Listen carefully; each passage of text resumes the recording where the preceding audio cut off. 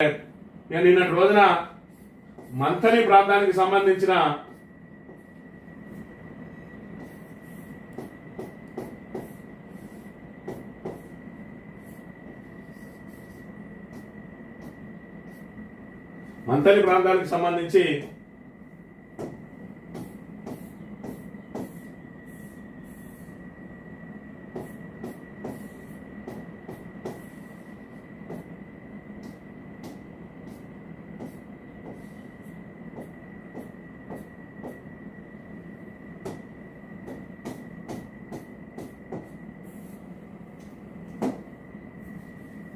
శ్రీపాదరావు గారి జన్మదిన ఏదైతే జయంతి వేడుకలు ఏవైతే ఉన్నాయో అధికారికంగా నిర్వహించిండు నిన్నటి రోజున అనుముల రేవంత్ రెడ్డి గారు. మరి దీనికి ప్రత్యేక జీవోం జారీ చేసి శ్రీపాదరావు ఏదైతే జయంతి వర్ధంతులను కూడా అధికారికంగా నిర్వహించాలని చెప్పి ఉత్తర్వులు జారీ చేసిరు.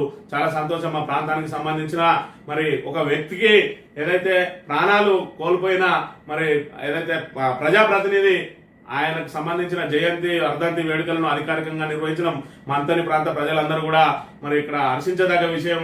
కానీ ఇది మనస్ఫూర్తిగా చేస్తుంటే బాగుండేది.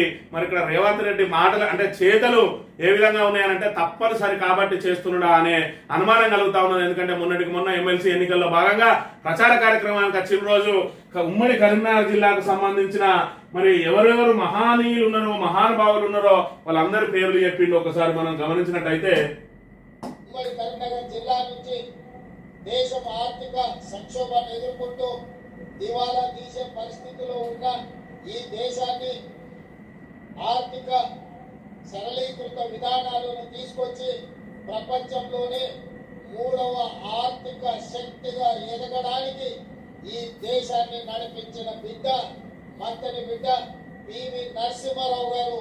ఈ కరీంనగర్ బిడ్డ మంత్రి బిడ్డ కాదు. ఈ జిల్లా నుంచి చుక్కారావు గారు, ఎం సత్యనారాయణ రావు గారు, కాకా వెంకటస్వామి గారు ఇలాంటి ఉద్దండులు ఎంతో మందిని అందించిన ఉమ్మడి కరీంనగర్ జిల్లా రాజకీయంగా చైతన్యమైన జిల్లా. ఉద్యమాలకు, ప్రజా సమస్యల మీద పోరాటాలకు, రైతాంగ పోరాటాలకు ఈ కరీంనగర్ జిల్లా వేదిక. ఈ కరీంనగర్ జిల్లా నుంచి మొదలైన తెలంగాణ ఉద్యమం పివి నరసింహారావు మంత్రి బిడ్డ అన్నాడు. అంటే మన భారత ప్రధానిగా చేసిండు. మరి వాళ్ళ కాంగ్రెస్ పార్టీకి సంబంధించిన వ్యక్తే అయినా కూడా మరి ఇక్కడ అవగాహన లేకుండా మాట్లాడుతున్న తీరును మరి గమనించినట్టయితే అదొక ఎత్తు అయితే, రెండోది మరి ఇక్కడ చుక్కారావు గారి పేరు చెప్పిండు, సత్యనారాయణరావు గారి పేరు చెప్పిండు, అదేవిధంగా కాకా వెంకటస్వామి గారి పేరు చెప్పిండు, పివి నరసింహారావు గారి పేరు చెప్పిండు. మరి అధికారికంగా నిర్వహిస్తా ఉన్నారు. ఆల్రెడీ ఈ రోజు మరి అప్పటికే ఉత్తర్వులు జారీ అయినట్టున్నాయి. గతంలో కూడా అధికారికంగా నిర్వహించాలని చెప్పి ఉత్తర్వులు జారీ చేసింది. కానీ శ్రీపాదరావు గారి పేరు మాత్రం ఉచ్చరించలేదు. అంటే కావాలనే ఉచ్చరించలేదా? మరి ఇక్కడ అధికారికంగా నిర్వహించేంత గొప్ప మనిషి పేరును ఏ విధంగా మర్చిపోయిందంటే రేవంత్ రెడ్డి మనసులో లేదా? ఎవరి ఒత్తిడితోటన్నా నిర్వహిస్తా ఉన్నారా?